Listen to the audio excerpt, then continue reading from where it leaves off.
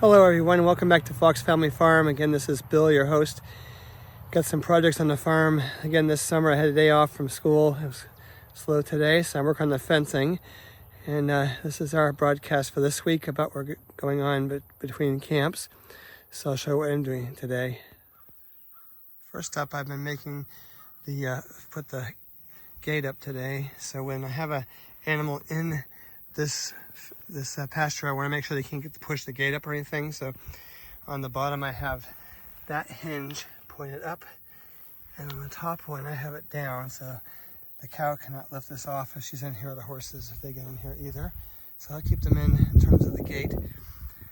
So I got that all done this morning, and now this afternoon my project is to put up the fencing.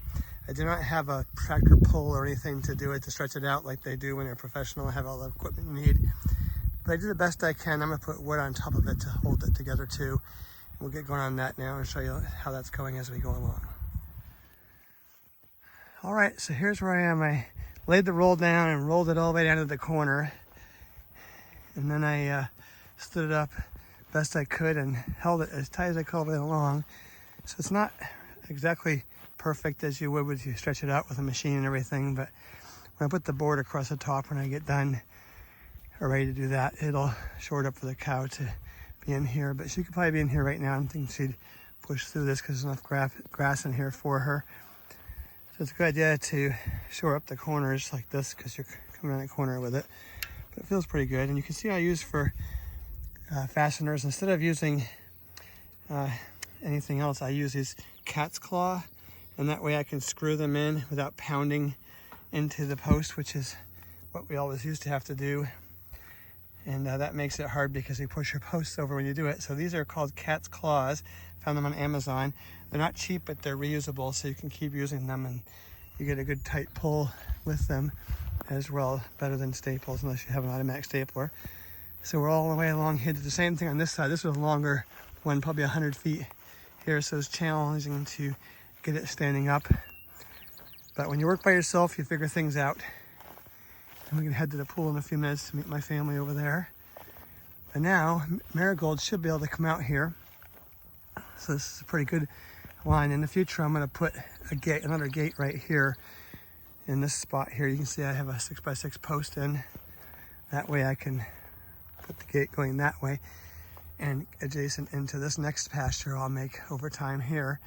In this section, which needs to be eaten up too, have probably room for at least 3, maybe 4 good pastures in this zone here, meeting up with the other fence line I put in for my daughter's photography business. And I will probably put more of this rolled fence along this line here so we can also graze sheep in here if we decide to do that as well. So it's a multi-use pasture. You can tell a birdhouse right here has been up for a while. There's a nest going on in that, so we won't get too bothering them too closely. But I made it through the heat of the day getting this done after I got out of school today. So that's a good bit of progress for this day. And now I can go sit out in the pool for a little while, enjoy the day off, what's left of it, before we come back and do evening chores for animals again. And I think we could get Marigold out here tonight possibly and see how she likes it.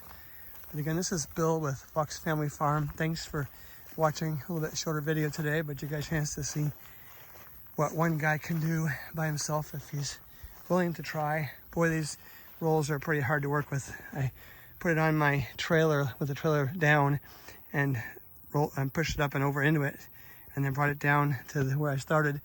I've been rolling it around since. I did carry it back over here, which was a challenge because it's a 330-foot roll. You can get it at Tractor Supply for a pretty good rate, and that does a good bit of fencing for you. One of the most affordable ways you can get started. And you can see I've also used landscape timbers because they're the cheapest posts I could buy and get a lot of them for a good value, and they'll hold up for a while. They have been working okay for us. A little bit challenging to get in the ground as far as I want to here on our property because we hit rocks everywhere. Seems like every hole or two I'm into something pretty big. But I do the best I can with it, and it is a beautiful place to live. As we pass the raspberries, I'll show you what's happening with them, and that'll be it for today. This patch is probably 4 or 5, maybe 5 years old now. But it's really developing nicely, and there's a whole bunch of berries beginning. We've already picked a good number of them. Makes me want to eat some right now, so I might. Gotta love a good raspberry. Again, this is Bill from Fox Family Farm. Thanks for tuning in. Hope you're enjoying your day as well. Beautiful day on the farm here in central Maine. Take care. I'll talk to you again soon.